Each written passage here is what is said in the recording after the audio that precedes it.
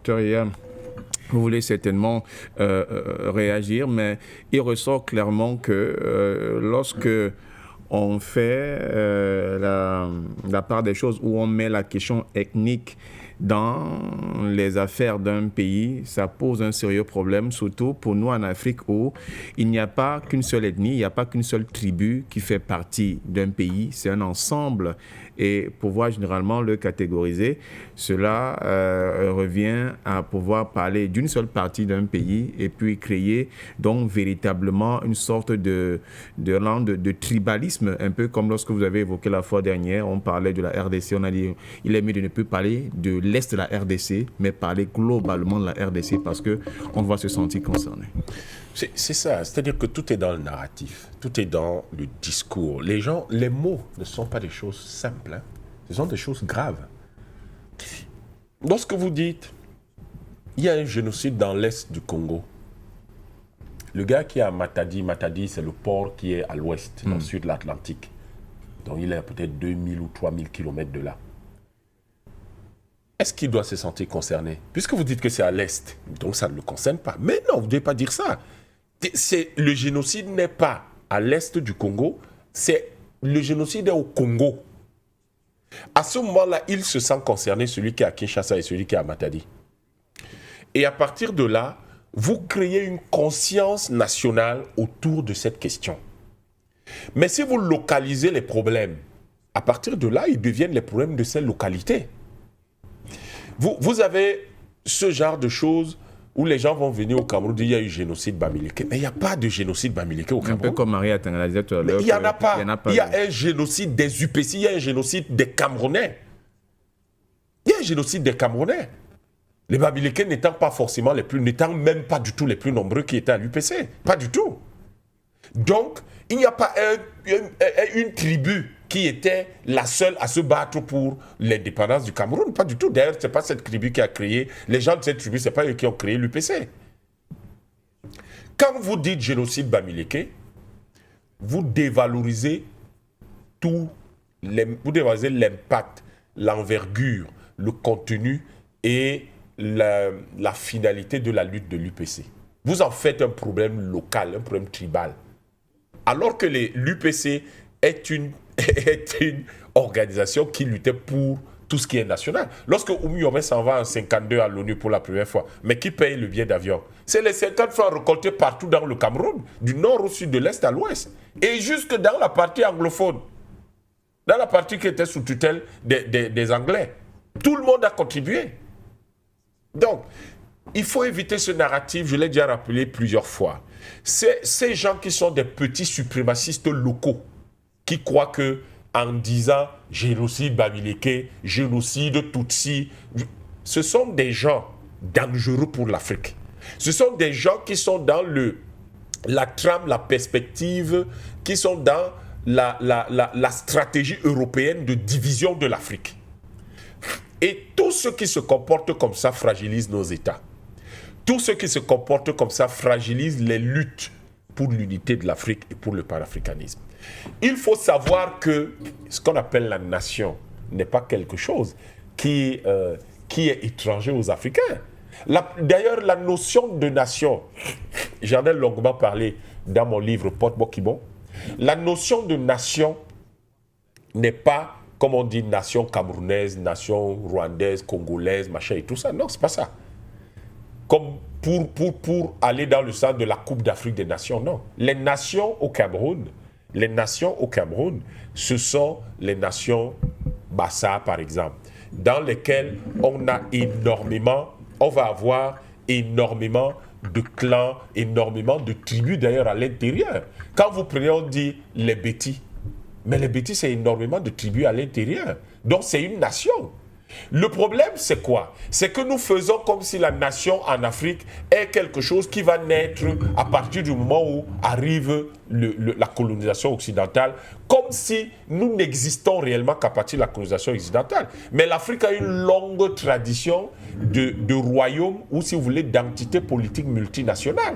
Mais les royaumes du Ghana, du Monomotapa, le royaume de Kama, qu'on appelle vulgairement Égypte antique, les royaumes du Dahomey, tous ces royaumes-là, du Congo, etc., le royaume Bassari. Vous croyez que tous ces royaumes-là, c'était quoi? Mais c'était des royaumes multinationaux. Et à partir de là, la question n'est pas de penser que les Africains ont du mal avec le problème de la nation. La question est de dire que la compréhension de ce qu'on appelle la nation est très différente de l'Europe à l'Afrique. Ce n'est pas la même chose. Ce n'est pas la même chose. Quand vous parlez de la Nubie, mais la Nubie, c'était un foisonnement de nations à l'intérieur. Et le royaume était un royaume multinational.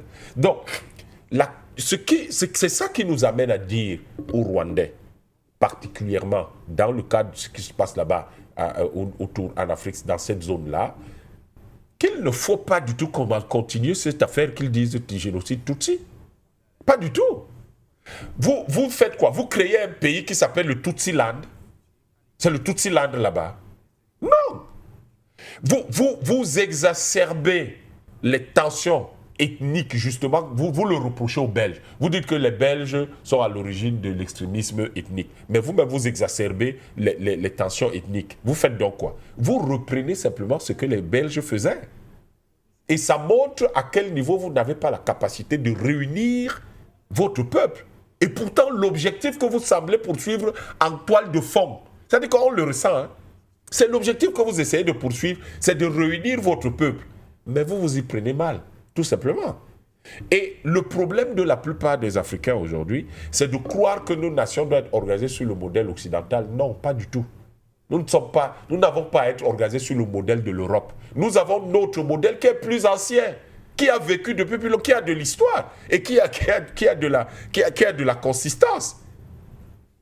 On ne va pas aller loin. Le royaume du Congo, il était organisé comment? Combien de tribus trouvait-on à l'intérieur? Combien? Lorsque les gens de l'UPC, inspirés par cette culture africaine, par ces traditions africaines, quand ils décident que lorsque l'UPC gagnera la guerre de libération du Cameroun, ils vont adopter le Fufulde comme langue. Est-ce que Oumyobé était parlé le Fufulde? Est-ce que Oumyobé, je veux dire, était originaire de là où on parle le Fufulde? Est-ce que Moumi était originaire de là? Est-ce que Wadji était originaire de là? Est-ce que tous ceux qui ont créé l'UPC à l'époque étaient originaires de là? Pas du tout. Pas du tout. Pourquoi, quand l'UPC pensait que peut-être que la capitale aurait pu être déplacée beaucoup plus vers le Mbam que d'être plus dans le sud ou de l'amener beaucoup plus vers l'est que de garder ça vers Yaoundé, c'était pourquoi? C'était pour équilibrer les choses. La question de l'État multinational est une question profondément, une question très ancienne en Afrique, et nous avons des repères de gestion de cette question-là, et tout ce qu'il nous faut aujourd'hui, c'est de simplement pouvoir récupérer tout ça pour organiser l'Afrique comme il le faut. La conférence internationale que l'association Keper a organisée du 30 novembre 2023 au 2 décembre 2020, du 30 novembre au 2 décembre 2023 à l'université de Douala. Les actes sont déjà disponibles. Et ceux qui veulent peuvent l'acheter à 30 000 francs CFA ou aller sur les librairies Menaï Book à Paris, ils peuvent les trouver. Mais cette conférence aborde cette question et pose ce problème clairement. C'est pour ça que la réflexion que je fais dans l'avant-propos que j'écris dans ces actes-là, c'est de dire, revenons d'abord à nos valeurs. Vous ne pouvez pas être panafricaniste de manière pertinente aujourd'hui sans être d'abord un kamite. Parce que sinon, vous n'avez aucune base culturelle sur laquelle vous projetez l'Afrique. C'est ça qui a fait que le panafricanisme, qui n'est pas né sur le continent, mais dans la diaspora, ce panafricanisme-là n'a pas pu prospérer parce que ce panafricanisme n'avait pas de repères traditionnels. Et les Garvey ne connaissaient pas l'histoire de l'Afrique, etc. C'est compréhensible, les pas de mort, etc. Aujourd'hui, ce que nous devons savoir, c'est que tout le gros débat qu'on veut susciter, la Rwanda rompt les relations avec la Belgique, c'est des détails. C'est un détail. Ce qui est le plus important pour nous, c'est de savoir que vous, M. Mouaha, quand un Rwandais parle, vous vous sentez en accord avec lui. Quand un Congolais parle, vous vous sentez en accord avec lui. Quand un Sénégalais parle, vous vous sentez en accord avec lui. Mais qu'est-ce qui vous fait sentir en accord avec tout ce monde-là? C'est parce qu'ils sont Sénégalais. C'est parce qu'ils sont Congolais ou Rwandais. Pas du tout. C'est parce qu'ils sont Sérères. C'est parce qu'ils sont Tutsi. C'est parce qu'ils sont Hutu. C'est parce qu'ils sont Hima. C'est parce qu'ils sont Congo. C'est parce qu'ils sont Yoruba, c'est parce qu'ils sont Akan, c'est ça. Ils sont Kikuyu, Maasai, Zulu. C'est ça qui fait que vous vous sentez en accord avec eux. Le reste là, c'est du vernis colonial. Nous ne sommes pas africains parce que je suis Camerounais, pas du tout. Je suis africain parce que je suis Bassa. Sauf qu'à l'intérieur même du fait d'être Bassa, je suis Mbéné. Et il y a plein d'autres tribus à l'intérieur. Nous formons la nation Bassa. Et nous sommes dans 25 autres pays en Afrique. Ce n'est pas le fait d'être Camerounais qui fait de moi un Africain. Pas du tout. Cameroun, ça vient d'où? Mais c'est les autres Européens qui viennent mettre ça sur... ils viennent mettre ça en Afrique. Et moi, je me réfère à ça. Pas du tout. Pas du tout. Si je me réfère à ça, je vais chuter. Si je me réfère à ça, mes cousins qui sont à Mombasa, au Kenya, ils sont quoi? Moi, je suis quoi? Et c'est quand vous parlez qu'on se rend même compte qu'il y a du Bassa et de la Mombasa. Quand vous allez à Cabora Bassa, au Mozambique, mes cousins qui sont là-bas, on se réfère à quoi? Quand vous allez dans la ville de Mout, qui est au sud de l'Égypte, là où sont mes cousins, on parle de quoi? Ils sont égyptiens, moi, Bassa? Non. Ce qui fait que je me sens africain, que je sens que c'est mes frères, c'est que les Hima qui sont là au Rwanda, ce sont mes cousins. Et donc, du coup, je ne me sens pas intéressé par le Rwanda parce que le Rwanda est appelé comme ça, mais je me sens intéressé parce que j'ai mes cousins là-bas. Parce que nous avions quelque chose avant la pénétration coloniale, et ce quelque chose-là doit être le seul repère à partir duquel nous parlons les uns aux autres. Et du coup, vous avez un gros problème en Afrique, et le panafricanisme sauvera l'Afrique. Le panafricanisme sauvera l'Afrique. Parce que le panafricanisme va ramener les Africains au kamitisme, c'est-à-dire à leur tradition.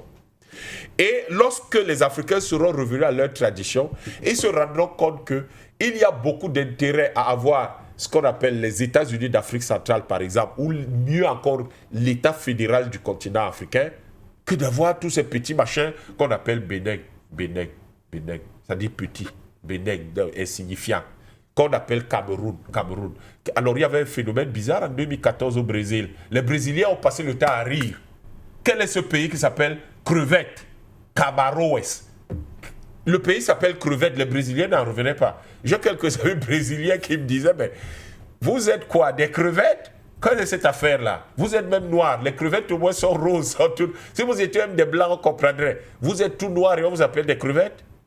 Camaroes. Donc quand ça diffère de Camaroes.